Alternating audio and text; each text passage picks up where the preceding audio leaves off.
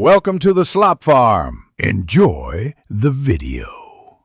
You start by powering the LG washer and confirming water is connected. This prevents interruptions. Once done, choose the load type because wash cycles and suggested times depend on fabric and soil level. Make sure the drum is balanced and the door is closed. Press power, then select auto wash or the program you want.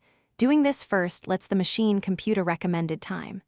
Now you're ready to adjust the timer if needed. Now you adjust the run length. Press the time, delay, or spin buttons depending on your LG model.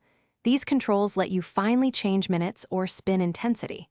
Once you press plus or turn the dial, the display updates in 1 to 5 minute increments so you can match fabric needs. If you prefer energy savings, reduce time and select eco options. After setting the desired minutes, press start/pause to lock the choice. The washer will show the estimated remaining time. You finish by pressing start and watching the first few minutes for normal operation. This confirms the timer accepted your setting.